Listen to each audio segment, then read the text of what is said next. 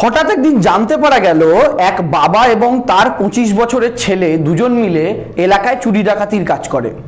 এখন ছেলেটা তো ধরা পড়লো, কিন্তু বাবাটাকে ধরা যাবে কি করে? ছেলেটাকে বহু জিজ্ঞাসাবাদ করা হয়, কিন্তু ছেলেটা তার বাবার নাম বলে না। পুলিশের তরফ থেকে এরকম 5 জন সন্দেহভাজন বাবাকে ধরে আনা হলো।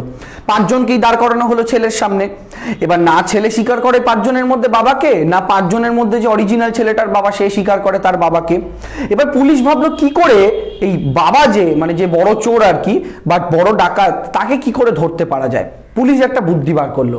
পুলিশ ওই 5 জনের সামনেই ওই চোর চিটিংবাজ 25 বছরের ছেলেকে জোরে জোরে পিটাতে শুরু করলো, জোরে জোরে মারতে শুরু করলো।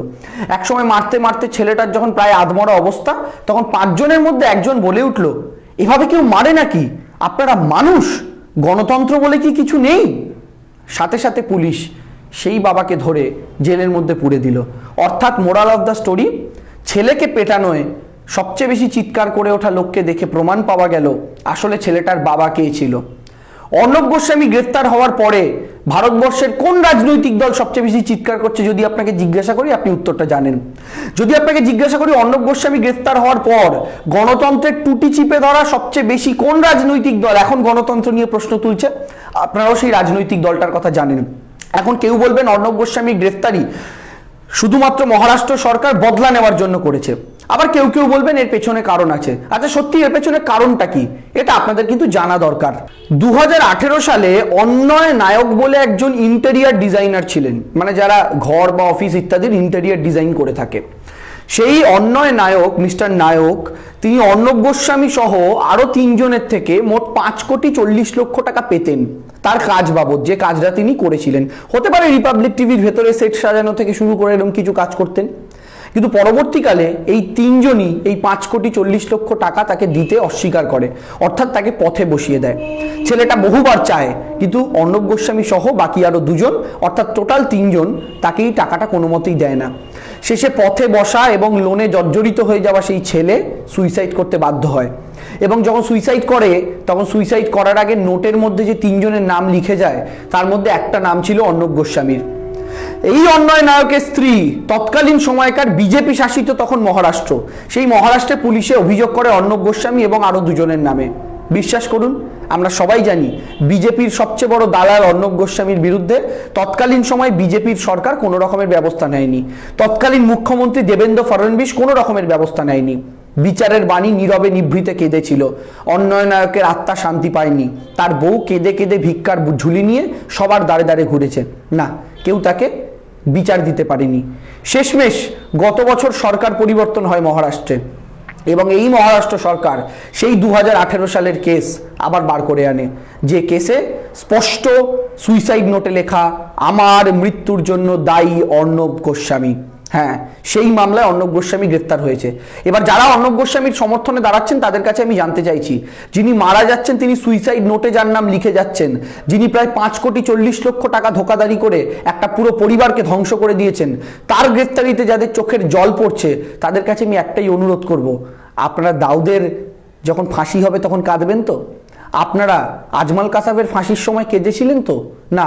অপরাধীর ক্ষেত্রে আপনাদের ভাগ বাটোয়ারা দেখে, অপরাধীর ক্ষেত্রে আপনাদের আলাদা আলাদা ব্যক্তির ক্ষেত্রে আলাদা আলাদা সমবেদনা দেখে সত্যি মনে অন্য রকমের ভাব আসছে।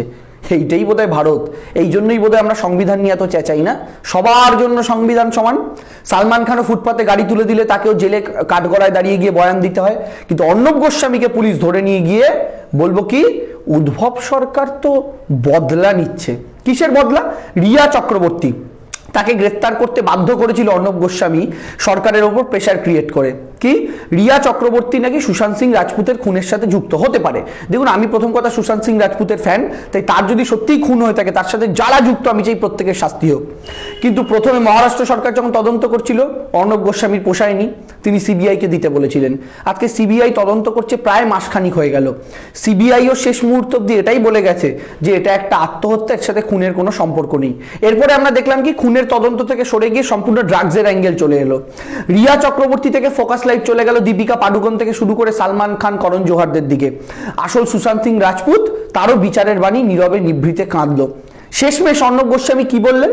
খুনের অভিযোগ প্রমাণ করতে না পেরে তিনি চ্যানেলে বলা শুরু করলেন, রিয়া চক্রবর্তী অর্ণব গোস্বামীকে আত্মহত্যায় প্ররোচনা দিয়েছেন। এই আত্মহত্যায় প্ররোচনা দেওয়া যদি রিয়া চক্রবর্তীর অপরাধ হয় এবং তার জন্য যদি তাকে জেল খাটতে হয়ে থাকে, যদিও এখনো পর্যন্ত বিচারপতি বা জাজমেন্ট কোনো রকমের আসেনি যে রিয়া দোষী, ফলে তাকে দোষী বলা যাবে না, ঠিক যেভাবে অর্ণবের ক্ষেত্রেও নয় তাই তাকে দোষী বলা যাবে না। কিন্তু ঠিক যে কারণে অভিযোগের ভিত্তিতে একই কারণ একই অভিযোগে আত্মহত্যায় প্ররোচনা দেওয়ায় রিয়া চক্রবর্তী মানে সুশান্তের আত্মহত্যায় প্ররোচনা দেওয়ায় রিয়া চক্রবর্তী গ্রেফতার হতে পারে, তাহলে মিস্টার নায়কের আত্মহত্যায় প্ররোচনা দেওয়ায় কেন অর্ণব গোস্বামী গ্রেফতার হতে পারবে না?